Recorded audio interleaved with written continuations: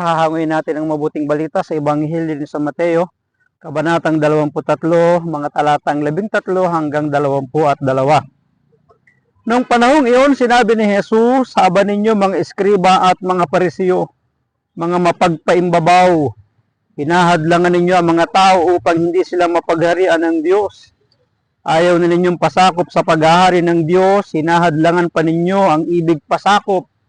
Sa aba ninyo mga eskriba at mga parisiyo, mga mapagpaimbabaw, inuubos ninyo ang kabuhayan ng mga babaeng balo at sinasangkalan ninyo ang pagdarasal ng mahaba. Dahil dito'y lalo pang bibigat ang parusa sa inyo, mga bulag, mga hangal. Alin ang mas mahalaga, ang ginto o ang templong nagpapabanal sa ginto? Sinasabi rin ninyo na kung ipanumpa ninyo man ang dambana, walang anuman ito. Ngunit kung ang ipanumpa pa ay ang handog na nasa dampana, dapat niyang tukdin ang kanyang sumpa. Mga bulag, alin ba ang mas mahalaga? Ang handog o ang dambanang nagpapabanal sa handog? Kaya nga kapag ipinanumpa ninyo man ang dambana, ipinanunumpa niya iyon at ang lahat ng handog na naroon. Kapag ipinanumpa ninyo man ang templo, ipinanunumpa niya iyon at ang tumatahan doon. At kapag ipinanumpa ninyo man ang langit, ipanunumpa niya ang trono ng Diyos at ang nakaluklok doon." Pagpalain ng Diyos ang pagkabasa ng kanyang mabuting balita. Sa aba ninyo mga eskriba at mga parisiyo, mga mapagpaimbabaw, hinahadlangan ninyo ang mga tao upang hindi sila mapagharian ng Diyos. Ayaw na ninyong pasakop sa paghahari ng Diyos, hinahadlangan pa ninyo ang ibig pasakop.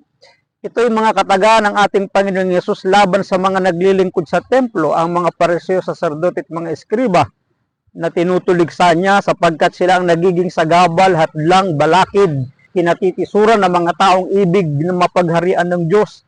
Silang nagiging dahilan na humahadlang para ang mga tao ay makakilala at makapaglingkod sa ating Panginoon. At sa ating ding kapanahunan ay hindi po lingid na meron din pong mga taong ganyan na naglilingkod.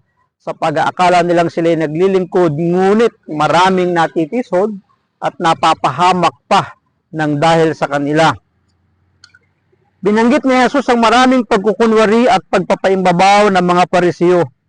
Ito ang nais ni Jesus na lubos nating bigyang pansin dahil kung patuloy na mamumuhay na hindi totoo ang mga pinuno, mas lalong kawawa ang mga tao.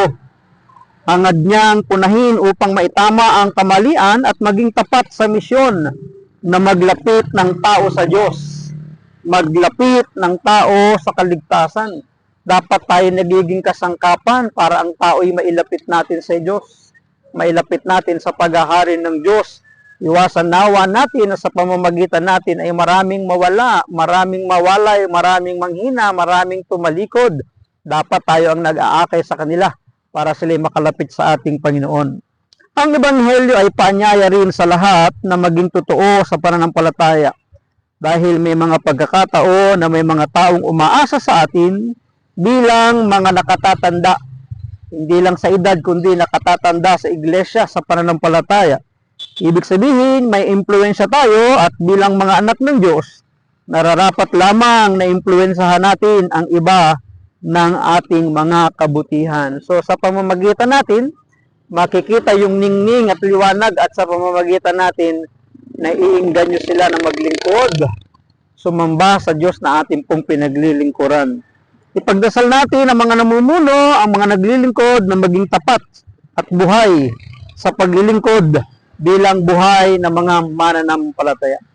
Maraming salamat at pagpalain po tayo ng ating Panginoon. Ang aking lamang palaging sambit, I love you with the love of the Lord. Bye-bye and bye-bye.